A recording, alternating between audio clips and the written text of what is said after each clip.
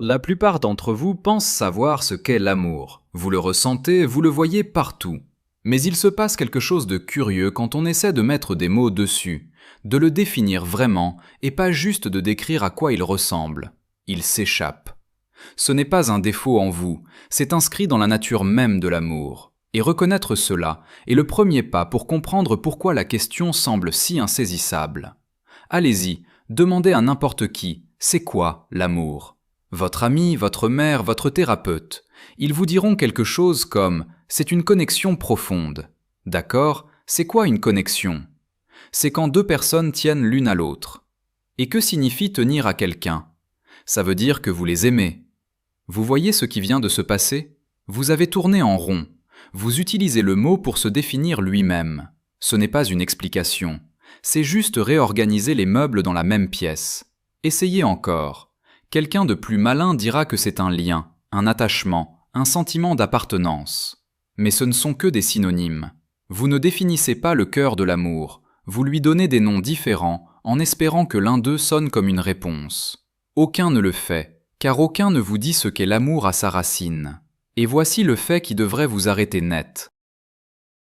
L'homme qui comprenait les forces fondamentales de l'univers mieux que quiconque, qui pouvait calculer des interactions quantiques avec 11 décimales, a regardé tout ce qu'il savait sur la structure de la réalité et a dit, sans hésitation, « La physique n'est pas la plus importante, l'amour l'est. » C'était Richard Feynman.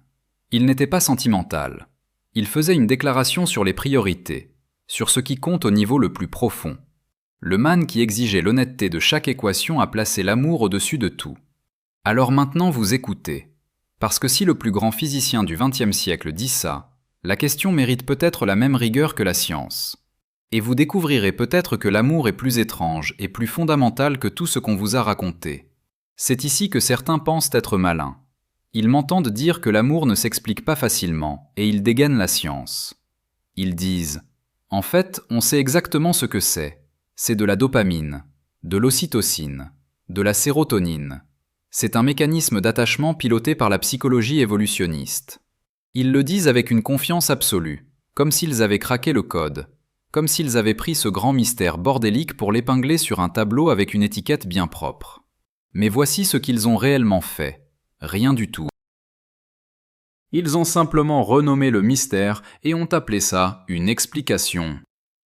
Dire que l'amour est de la dopamine, c'est comme dire que les aimants se repoussent à cause de la force magnétique. C'est circulaire. Vous n'expliquez rien, vous donnez juste au mystère un nom chimique plutôt qu'un nom émotionnel.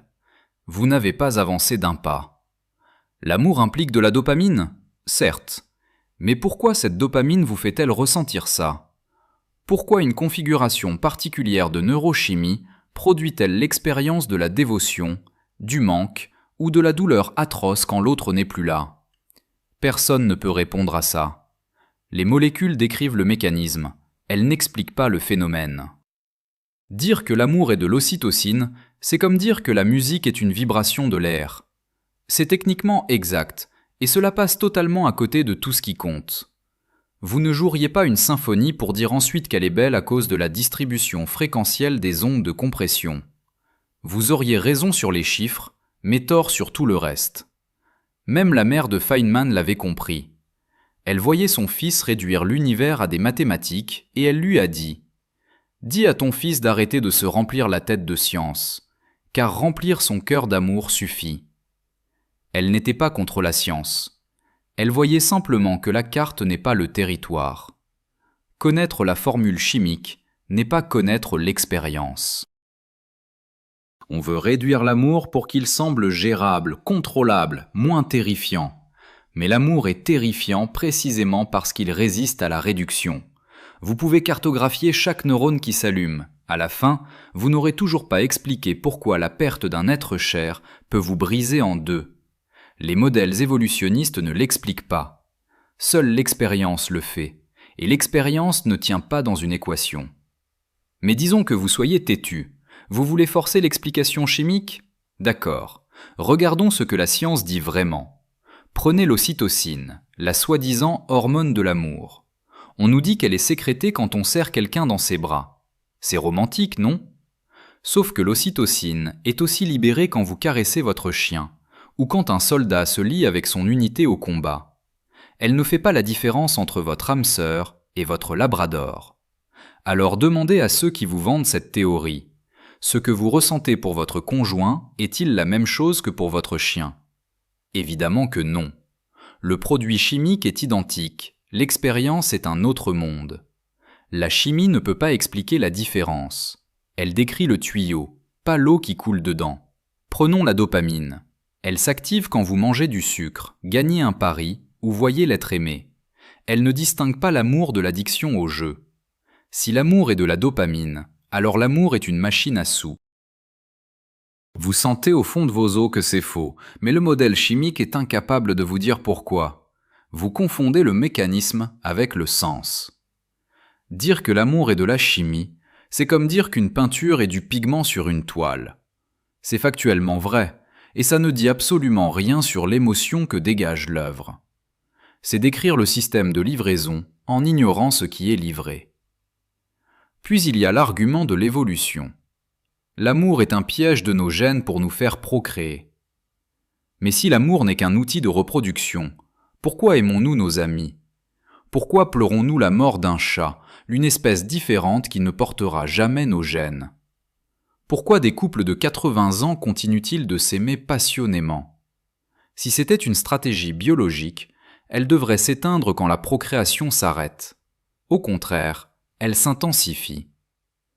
Dire que l'évolution explique l'amour, c'est comme dire que la gravité explique pourquoi on pleure à un enterrement, parce que les larmes tombent vers le bas. La gravité est impliquée, oui, mais elle n'est pas l'explication du deuil. Maintenant que nous avons démonté les explications chimiques et évolutives, vous attendez toujours une réponse. Vous demandez « Pourquoi aimons-nous » Le problème, c'est que votre question est cassée. Expliquer, c'est normalement relier l'inconnu au connu. On explique la glace qui flotte par la structure moléculaire. Mais qu'est-ce qui est plus connu que l'amour? Vous l'avez ressenti avant de savoir marcher ou parler. C'est la chose la plus familière que vous possédiez. Vouloir l'expliquer par des molécules, c'est essayer d'expliquer ce qu'on connaît le mieux par ce qu'on connaît le moins. C'est absurde. En physique, il y a un terme pour ça, le fondamental. Une force fondamentale ne peut pas être réduite. Elle n'est pas causée par autre chose, elle est la cause. La chaîne des pourquoi s'arrête là. Et si l'amour était le socle de la condition humaine, comme l'électromagnétisme est le socle de la physique? Pas un effet secondaire de la biologie, mais une réalité brute. Feynman refusait les mensonges confortables. Il acceptait que la réalité soit ce qu'elle est. Mais regardez ce que fait la physique quand les choses se connectent. Un électron seul est une abstraction. Placez-le dans un champ, et il se comporte différemment. En physique quantique, l'intrication lie deux particules de sorte que l'état de l'une reflète instantanément l'autre. Le système a des propriétés émergentes que les composants n'ont pas seuls. C'est exactement ce qui vous arrive. Quand vous aimez, vous n'êtes plus la même personne. Vos priorités changent, votre capacité de sacrifice apparaît. Ce n'est pas que quelqu'un vous a donné ces traits, c'est que la connexion les a fait émerger. Comme l'électron, votre potentiel dépend de ce à quoi vous êtes connecté. Feynman savait que l'amour pour un travail ou une personne n'est pas stratégique, c'est ce qui nous rend complets. Sans cette connexion, il y a des parties de vous que vous ne découvrirez simplement jamais. Votre esprit rationnel pense que la table devant vous est solide. Elle ne l'est pas. Elle est constituée à 99,99% de vide. Votre esprit pense que vous touchez des objets. C'est faux. Vous n'avez jamais rien touché de votre vie. Ce n'est que de la répulsion électromagnétique entre des électrons qui ne se rencontrent jamais.